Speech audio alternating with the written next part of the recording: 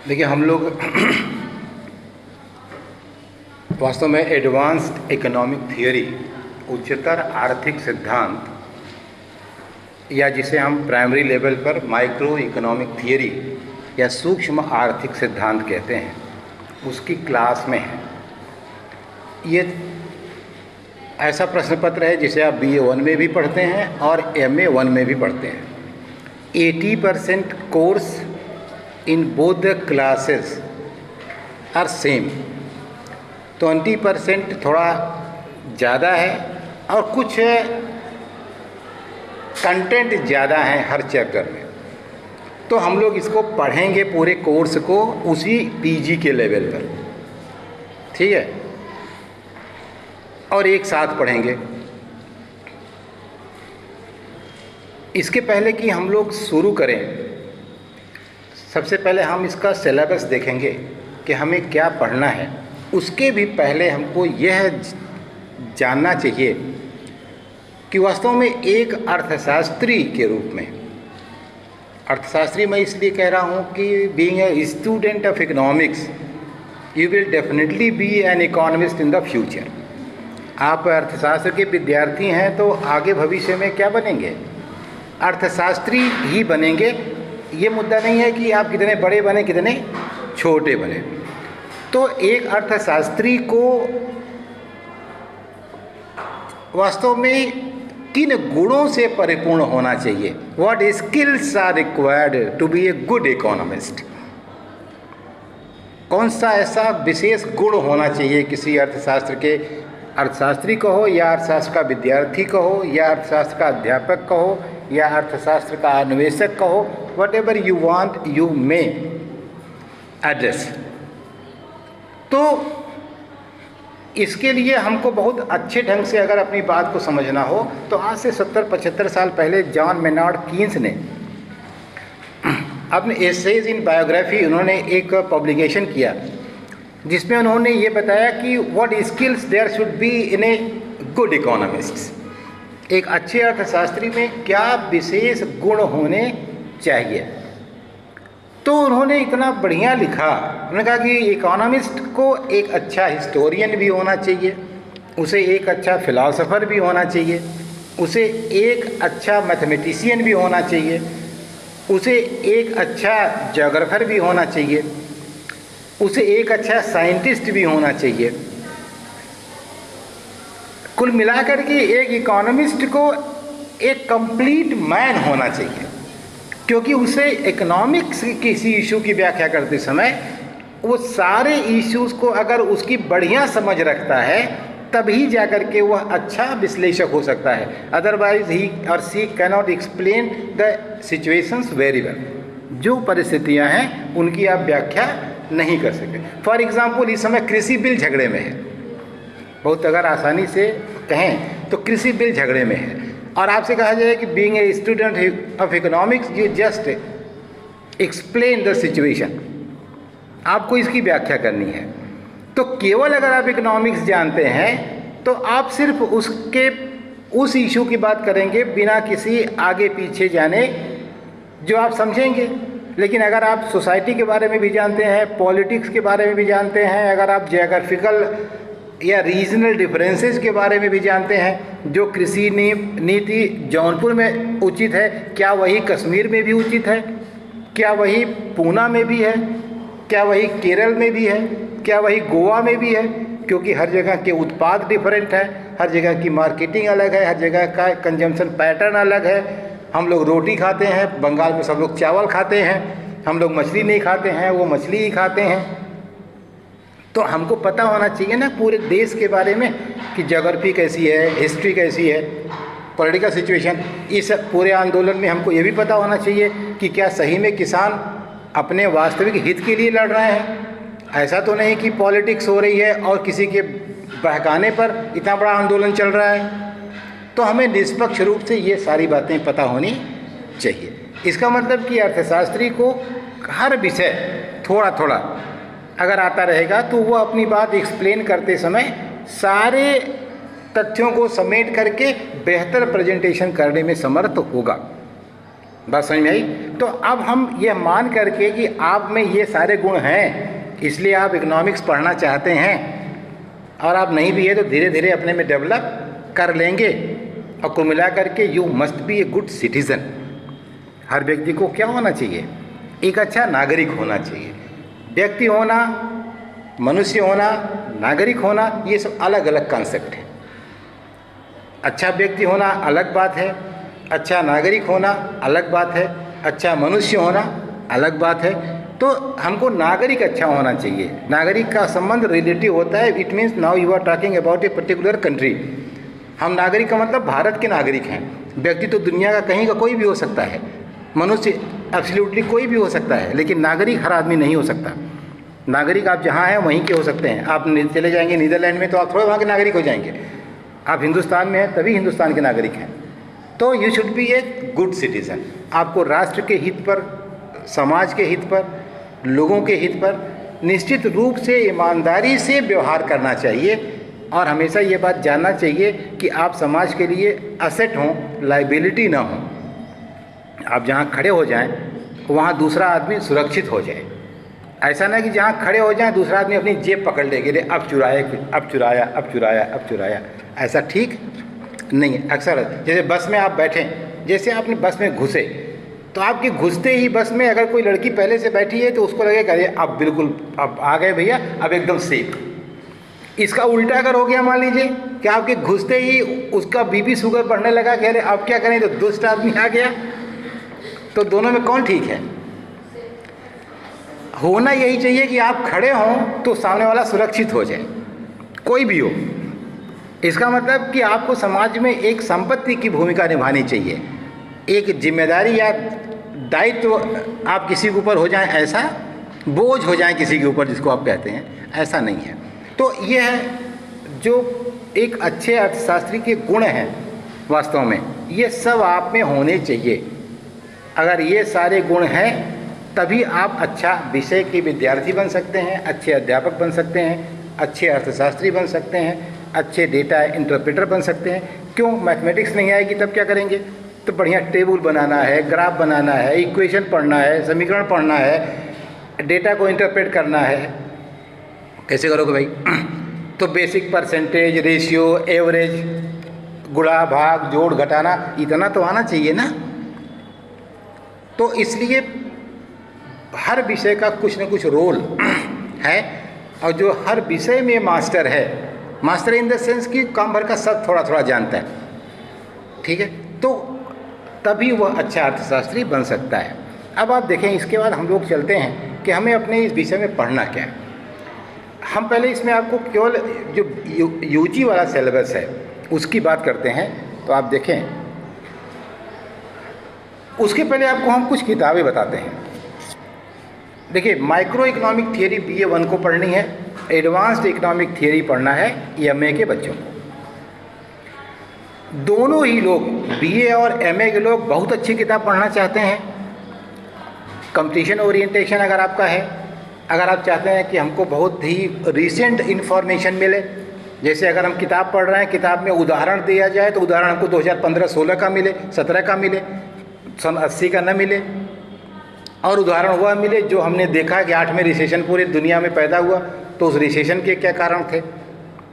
तो ऐसी किताब अगर पढ़नी है, और इस समय की सबसे जो ज़्यादा चर्चित और ज़्यादा पॉपुलर बुक है तो उसे हम कहते हैं प्रिंसिपल्स ऑफ इकोनॉमिक्स। ये किताब इसमें बाकायदा दिख रहा है, तुमको दिखेगा, नोट करने की ज़रूरत नहीं है, तुम्हारे कंटेंट में रहेगा। यह हमने उसको डाल रखा है, ये देखो, तुम देख भी लो, ये रिकॉर्ड हो रहा है, इस रिकॉर्ड होता चला जाएगा, इसमें रहेगा, ठीक है। जब खोलोगे तुमको दिखेगा, मेरी आवाज़ आएगी और ये इस पर जो है वो दिखेगा, ठीक है। इसलिए कुछ बहुत लिखने की ज़रूरत नहीं है, समझने की ज़रूरत ज़्यादा है, ठीक है। तो ये प्रिंसिपल्स ऑफ इकोनॉमिक्स देख रहे हो, ये कार्ल ई केस, रे सी फेयर, शेरॉन ई ऑस्कर की किताब है। बहुत अच्छी किताब, माइक्रो का भी पोर्शन है, मैक्रो का भी पोर्शन है, वेलफेयर इकोनॉमिक्स के बारे में भी काम भर का है, और ये सब BA 1 के लिए भी पर्याप्त है और MA 1 के लिए भी पर्याप्त है। अपने अपने मतलब का इसमें से पढ़ लो।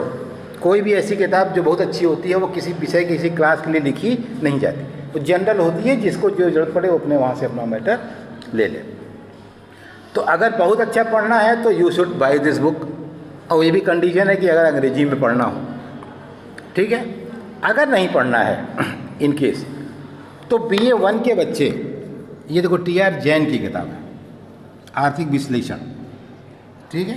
किताब बहुत संक्षेप में है, बिल्कुल टू द पॉइंट है, आपको होनी चाहिए। वैसे तो आपको ज़रूरत ही नहीं पड़ेगी, अगर आपने पूरी क्लास कर ली और आपको सब नोट्स मिल जाएगा, कंटेंट मिल जाएगा, किताब की ज़रूरत नहीं पड़ेगी। लेकिन किताब एक आपके पास होनी चाहिए एज ए रेडी रेकनर।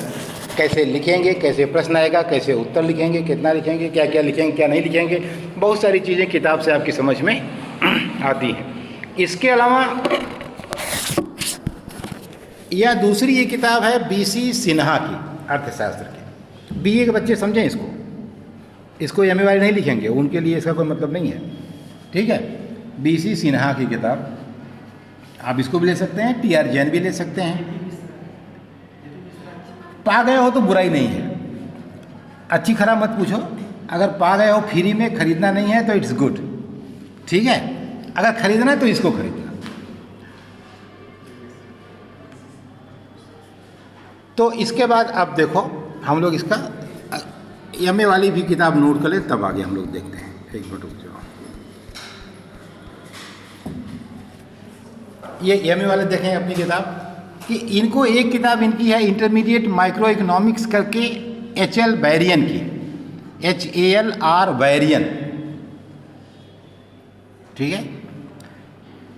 दूसरी किताब ML झिंगन की है माइक्रो इकोनॉमिक्स, ये हिंदी में भी है। झिंगन वाली किताब अंग्रेजी में भी है और हिंदी में भी है। जिस पहली HALR बैरियन की है, ये इंटरमीडिएट माइक्रो इकोनॉमिक्स,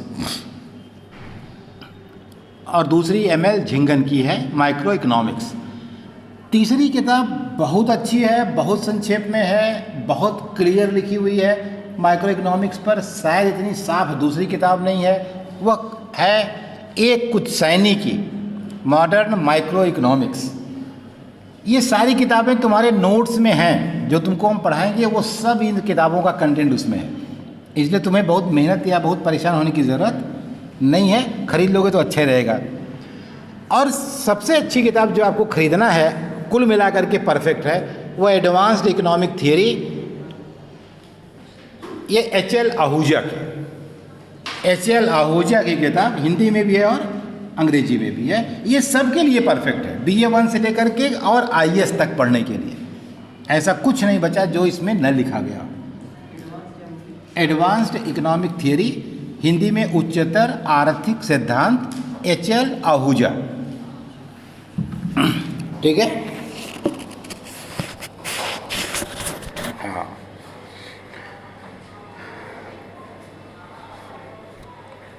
अब देखो BA1 के सिलेबस देखो क्या है। ये तुम्हारा कोर्स जो है वो 4 यूनिट में डिवाइड है, ठीक है। सिलेबस इसमें लिखा हुआ है, इसलिए तुम्हें नोट करने की ज़रूरत नहीं है, सिर्फ तुमको उसको समझ लो, है ना। यूनिट 1 में देखो, यूनिट 1 में पहला यूनिट जो है उसमें है scope and method, nature of economic laws, basic equilibrium, utility, elasticity, competition, concepts हैं। देखो थोड़ा थोड़ा हम लोग इसको यहाँ समझते चलते हैं, फिर डिटेल हम लोग बाद में पढ़ेंगे। नेचर ऑफ इकोनॉमिक्स, जब भी नेचर की बात करते हो, when ever you talk about nature of a particular person, what do you से? क्रोधी स्वभाव का है, बहुत विनम्र है, बहुत मिलनसार है, this is the nature.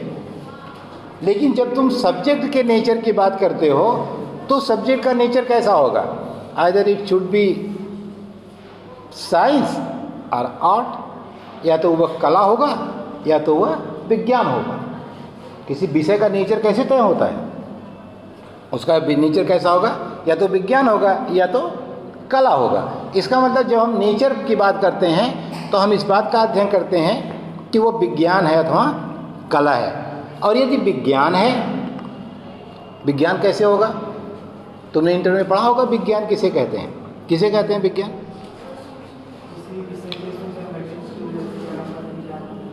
Exactly, किसी विषय के systematic and organised body of knowledge is known as science. लेकिन बेटा ऐसा कौन सा विषय है जो अनसिस्टमेटिक है, अनऑर्गेनाइज्ड है और वह तुम उसको सबको विज्ञान ही कहते हो? म्यूजिक विज्ञान है क्या? म्यूजिक क्या है? म्यूजिक तो साफ साफ कला का पार्ट है। तो क्या म्यूजिक असंगठित है? क्या म्यूजिक अक्रमबद्ध है? क्या म्यूजिक में तुम सारे ग म प बाद में पढ़ते हो, सुर ले ताल पहले पढ़ लेते हो?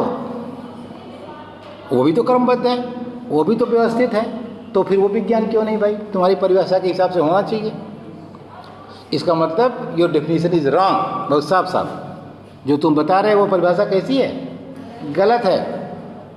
तुमको याद होगा, तुमने अपने कोर्स में पढ़ा होगा साइंस में कि विज्ञान वह है जो साइंटिफिक स्टेप्स को फॉलो करता है। कौन सा स्टेप होता है? साइंटिफिक स्टेप कौन से होते हैं? तुमने प्रैक्टिकल किया होगा फिजिक्स में, केमिस्ट्री में, बाकी में। तो कैसे लिखते हो? जब प्रयोग करके लिखते हो कॉपी में, कैसे लिखते हो? सबसे पहले लिखते हो उपकरण, फिर उद्देश्य, फिर ऑब्जर्वेशंस ना, फिर एनालिसिस, फिर इंटरप्रिटेशन, फिर प्रेडिक्शन करते हो ना। इसका मतलब क्या है? तुम डेटा कलेक्ट करते हो, उसे एनालाइज करते हो, इंटरप्रेट करते हो, उसका विवेचन करते हो, फिर उससे निष्कर्ष निकालते हो और फिर भविष्यवाणी करते हो।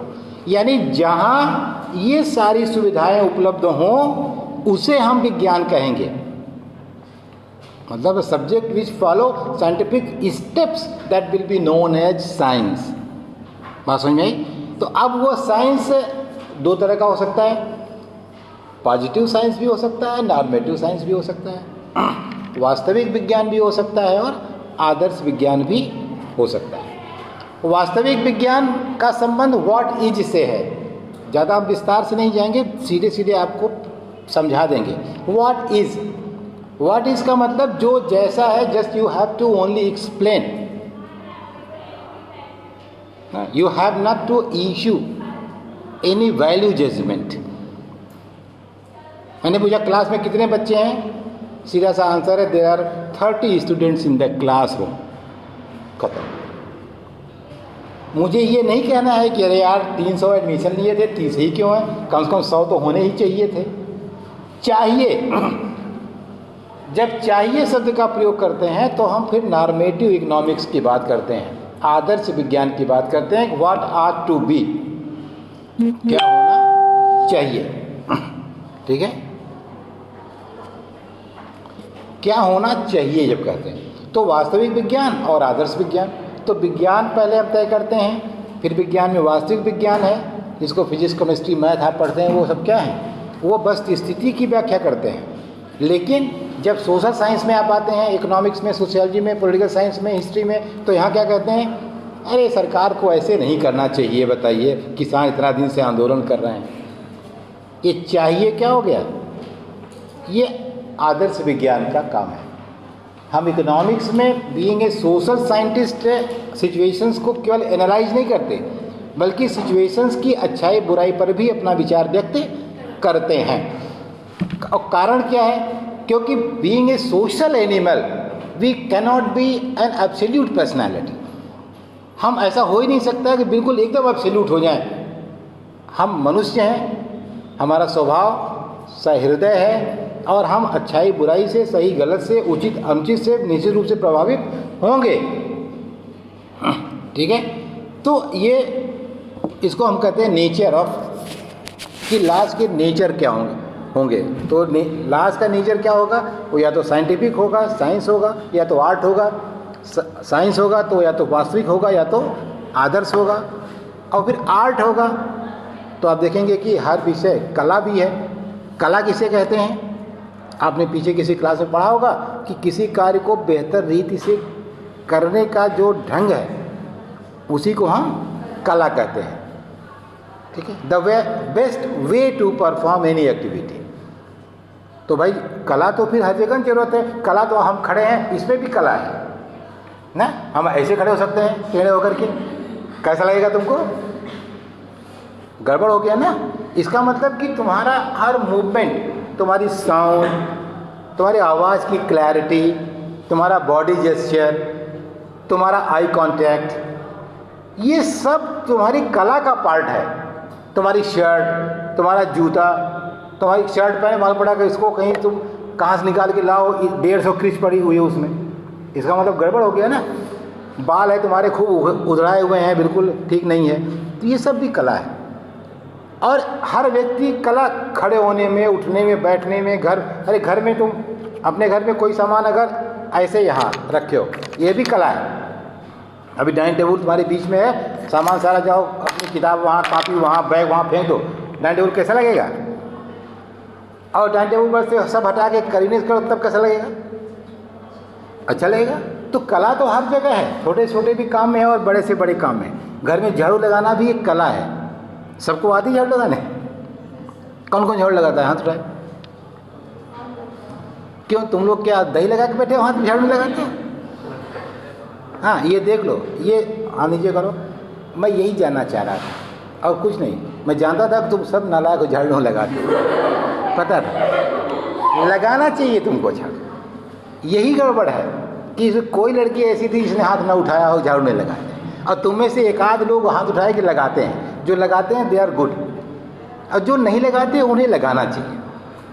यही सब बहुत सारी चीज़ें हैं जो हमारी ब्रेंगिंग को इतनी बिगाड़ देती हैं कि बाद में हमको बड़ी परेशानी होती है। एक समय ऐसा आ जाता है कि जब आप हॉस्टल में अकेले हो जाते हैं, ना वहाँ कोई पानी देने वाला, न खाना देने वाला, न कोई झाड़ू लगाने वाला, न कोई बाथरूम साफ़ करने वाला, न कोई कपड़ा धुलने वाला, और सारा काम किसको करना है? खुद को करना है। तो अगर तुम पहले से ये सारे काम सीखे रहो घर में, तो बाद में तुमको दिक्कत नहीं होगी। और घर में भी दूसरे को थोड़ा सपोर्ट मिल जाए। एक ही आदमी दिन भर झाड़ू पोछा कर रहा है तो भाई तुम शेयर कर सकते हो, झाड़ू लगा दो वो पोछा लगा दे, तुम आलू का सब्जी काट दो वो खाना बना दे, तुम लहसुन छील दो। तो ऐसा नहीं कि, और ये होना ही चाहिए। परवरिश का तरीका यही है कि उसको एक सेम लेवल प्लेइंग फील्ड पर लड़के लड़की को आपको पालना चाहिए। जैसे मेरे इतने विद्यार्थी लड़के बैठे हैं, सब ने एक तरह से कह दिया हम झाड़ू नहीं लगाते। ये इस बात का साफ साफ प्रमाण है कि घर में इनसे काम नहीं लिया जाता है। हमको किसी से पूछने की ज़रूरत नहीं है। तो भाई क्यों केवल लड़की से ही काम क्यों आप लेते हैं? अरे थोड़ा उसको भी आराम करें, 2 घंटा वो भी आराम करे, इनसे काम ले लीजिए थोड़ा सा। नहीं, एकदम बिल्कुल नहीं लगाते, पक्का है। शर्माने शर्म तो इनके चेहरे कहीं को दिख रही है, को पैसा कहीं से। हाँ, इसलिए कुल मिला करके अपनी अपब्रिंगिंग देखो, तुम्हारी ये बात रिकॉर्ड भी हो रही है कि तुम झाड़ू नहीं लगाते, ठीक है। और इसीलिए मैंने सरकार को भी सलाह दिया था कि क्लासरूम को एक्चुअल रिकॉर्ड करा के डालिए, ताकि सुनने वाले को ये लगे कि वो क्लास में बैठा हुआ है। क्लास की डिस्कशन, क्रॉस क्वेश्चन, उनका प्रेजेंटेशन, डिस्कशन, थोड़ा लड़ाई, थोड़ा झगड़ा, थोड़ा विषय से हट करके भी जो बात है सब आप रिकॉर्ड करवाइए। ये सोसाइटी के लिए फ़ायदेमंद है। जितने लोग इस वीडियो को आप सुनेंगे सब जानेंगे अरे सर ने कहा ना कि भाई बच्चों को भी लगाना चाहिए झाड़ू, तुरंत लगा दिया। तो अगर एक बच्चा भी लगा दिया तो वीडियो तो सफल हो गया ना फिर। तो इसलिए तो ये कहने का मतलब यह है कि आर्ट है तुम्हारे पढ़ने में, उठने में, चलने में, बैठने में, and this is technically known as personality. अब हम तुमको मुद्दे पर आते हैं। इसको झाड़ू लगाने से लेने की ज़रूरत नहीं है। ये तुम्हारी पर्सनैलिटी का पार्ट है। ये तुमको इतना ग्रूम करेगा अंदर से। ये कॉन्फिडेंस तुम्हारा बढ़ाता है, तुम्हारा डिटर्मिनेशन बढ़ाता है, तुम्हारे अंदर कोऑपरेशन की भावना पैदा करता है, पार्टनरशिप की भावना पैदा करता है, एसोसिएशन की भावना पैदा करता है, तुम्हारे अंदर टॉलरेंस की भावना डेवलप करता है, तुम्हारी बियरेबिलिटी बढ़ती है, तुम ज़्यादा पेशेंस रख सकते हो, चीज़ों से नाराज़ कम हो सकते हो, दुखी कम होगे, बहुत सारी चीज़ें। और तुम्हारी पर्सनालिटी में बहुत कुछ ऐड करेगा ये। ऐसा नहीं केवल झाड़ू लगाना एक छोटा सा काम है, वो बहुत सारे कामों का बैकबोन है। आप करके देखिए, घर में मम्मी खाना बना रही हैं, आप अपने कमरे में बैठ के टीवी देख रहे हैं, मम्मी किचन में अकेले खाना बना रही हैं। आपको चाहिए कि आप मम्मी के साथ किचन में रहिए, कुछ मत करिए, उनके साथ खड़े होकर आप लहसुन छीलते रहिए केवल, लेकिन 2 घंटे उनके साथ रहिए। तो उनका खाना बनाने में मन पहले से कितना लगेगा? ज़्यादा लगेगा, उनको अच्छा भी लगेगा। और आप भी मम्मी के साथ थोड़ा टाइम स्पेंड कर लोगे वहाँ उस समय। अब वो नहीं बैठी हुई हैं, उनको ऊपर से डब्बा चाहिए तो तुम उतार के उनको दे सकते हो वहाँ पर हो तो, नहीं तो बेचारी उठें फिर डब्बा ले आए फिर, और तुम कर क्या रहे हो? ऐसा कोई बहुत प्रोडक्टिव काम भी नहीं कर रहे हो कि तुम्हारा उठना नहीं ठीक है। तो इससे बहुत सारा चेंज भी है, थोड़ा मन भी बहल जाएगा, घर पे बहन अकेले कपड़ा धुल रही है तो तुम मत धुलो, उठा के ले जाके बाहर निचोड़ के डाल तो सकते हो भाई ना, तो उसको भी थोड़ा आराम मिल जाएगा, तुम भी थोड़ा व्यस्त हो जाओगे। तो ये सारी चीज़ें तुम्हारी एक तरह से पर्सनैलिटी को डिफाइन करती हैं कि ये, और जीवन में बहुत काम आएंगे हमेशा आगे। इसलिए बच्चे, वैसे भी अब बच्ची को इस तरह से नहीं पालना चाहिए कि कोई काम आपने बिल्कुल ट्रेडिशनली फिक्स कर रखा है कि ये काम तो लड़की करेगी और ये काम लड़का करेगा। कोई ऐसा काम नहीं होता जो लड़का करे लड़की करे। हमारे आपके दिमाग का केवल फितूर है बस, और क्या, सब सारा काम कर सकते हैं। तो ये है। इसके अलावा इसमें आप देखो इक्विलिब्रियम है, दूसरा क्या है, बस 2-3 इसमें खत्म करते हैं फिर बाकी हम लोग कल पढ़ेंगे। इक्विलिब्रियम क्या है? इक्विलिब्रियम का मतलब होता है कि रेट ऑफ चेंज जो है वो कांस्टेंट है। साम में तुमने पढ़ा होगा ना, साइंस में हर जगह साम में पढ़ा है। साइंस क्या पढ़ा है, साम कैसे पढ़ा है, इक्विलिब्रियम क्या होता है, साम में किसे कहते हैं बताओ? ठीक है, इक्विलिब्रियम का इम्पोर्टेंट इकोनॉमिक्स में बहुत ज़्यादा है, क्योंकि सारा उद्देश्य इक्विलिब्रियम पाने का होता है कि मांग और पूर्ति का इक्विलिब्रियम हो जाए, वस्तुओं में लेबर की सप्लाई और डिमांड में इक्विलिब्रियम हो जाए, इन्वेस्टमेंट में सब सेविंग और इन्वेस्टमेंट का इक्विलिब्रियम हो जाए, दोनों मतलब बराबर हो जाए, यानी रेट ऑफ चेंज दोनों का कांस्टेंट हो जाए। जैसे जंगल है तो जंगल हमेशा इक्विलिब्रियम में रहता है। इसका मतलब ये नहीं कि जंगल में पेड़ कटते नहीं हैं और नए पेड़ उगते नहीं हैं। पुराने पेड़ कटते भी हैं, नए पेड़ आते भी हैं, लेकिन वो कटना और नया होना इस तरह रहता है कि जंगल हमेशा जंगल ही रहता है। तो रेट ऑफ चेंज जो है वो कांस्टेंट होता है, उसे हम इक्विलिब्रियम कहते हैं। डिटेल में हम आगे जब चैप्टर पढ़ेंगे तब पढ़ेंगे। यूटिलिटी, उपयोगिता। यूटिलिटी को हम capacity to satisfy human wants के नाम से जानते हैं। किसी भी व्यक्ति की इच्छा को संतुष्ट करने की क्षमता जिस किसी भी चीज़ में होती है हम कहते हैं उसमें उपयोगिता है, वो बस हमारे लिए उपयोगी है। तो उपयोगिता को हम आवश्यकता संतुष्ट करने की क्षमता के रूप में डिफाइन करते हैं। जैसे चाक है, चाक हमारे पास है, तो ये चाक की में कोई उपयोगिता है? चाक में उपयोगिता है, ये लिखती है, लेकिन वास्तव में जिसको लिखने पढ़ने नहीं आता उसके लिए इसमें कोई उपयोगिता नहीं है। इसका मतलब कि वो उपयोगिता वास्तव में कहीं नहीं पाई जाती, it resides in the human mind. कहाँ मिलती है? ये मनुष्य के मस्तिष्क में निवास करती है उपयोगिता। इसलिए यही कारण है कि हर व्यक्ति के लिए हर वस्तु की उपयोगिता अलग अलग होती है। फॉर एग्जाम्पल ये हमारा, जैसे मान लो कि ये टी शर्ट हमारा, ये टी शर्ट हमने खरीदी अपने पसंद से, निश्चित रूप से स्टोर में बहुत ढूंढा होगा इसको तब खरीदा होगा, लेकिन इसमें से तुम में से हो सकता है किसी को ना पसंद हो, और इसी के साथ वहाँ 20 और टी शर्ट थी जिसको मैंने नहीं लिया, तो क्या वो सब फेंक दी जाएगी कूड़ेदान में? कल से दूसरा आदमी आएगा उसको खरीद के ले जाएगा, उसे पसंद करेगा। इसका मतलब कि मेरे दिमाग में बाकियों के प्रति उपयोगिता नहीं पैदा हुई, लेकिन जो दूसरे आएंगे उनके मन में क्या होगा? जितने लोग बैठे हैं सब ने अपनी अपनी शर्ट बहुत ढूंढ ढूंढ के खरीदी होगी, लेकिन जब बगल वाले से पूछे तो हमारी शर्ट अच्छी लगा, अरे क्या खरीद लिए रद्दी से कलर भी ना, मतलब दूसरे को नहीं पसंद है। तो इसका मतलब कि यूटिलिटी कहाँ है? वो ह्यूमन माइंड में है, वो किसी वस्तु में है ही नहीं है। वस्तु में उपयोगिता हम भरते हैं अपने टेस्ट से, अपने एक्सपीरियंसेस से, अपनी जानकारी से। आप बहुत कोई महंगे ब्रांड का कोई शर्ट यहाँ रख दीजिए, कलर फलर ना अच्छा हो, हमसे पूछिए कैसा है, हमारे फेंको, हटाओ, और जब देखेंगे अरे ये तो कलर प्लस है, अरे लाओ जल्दी, अच्छा है जी, क्या दिक्कत है? ठीक है। तो इसका मतलब है कि जानकारी से भी उपयोगिता तय होती है कि अच्छा है या बुरा है। ठीक है। इसके अलावा इलास्टिसिटी। इलास्टिसिटी का मतलब होता है, इलास्टिक और प्लास्टिक दो शब्द इस्तेमाल होते हैं। प्लास्टिक होता है खींच लोगे फिर वापस नहीं जाएगा, इलास्टिक खींचोगे फिर छोड़ दोगे क्या होगा? वापस आ जाएगा।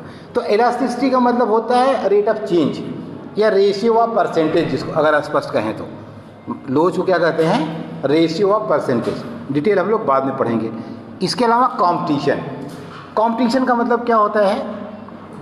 कंपटीशन का मतलब सिर्फ ये होता है कि आइडियल सिचुएशन, पूर्ण प्रतियोगिता है, इसका मतलब देयर इज नो कंपटीशन, एकदम आदर्श स्थिति है, एवरीथिंग इज इक्वल, जो हम मानते हैं वो सब विद्यमान है और यहाँ अधिकतम लोगों को अधिकतम सुख प्राप्त होगा। ठीक है, बाकी हम लोग इसको आगे से कल पढ़ेंगे।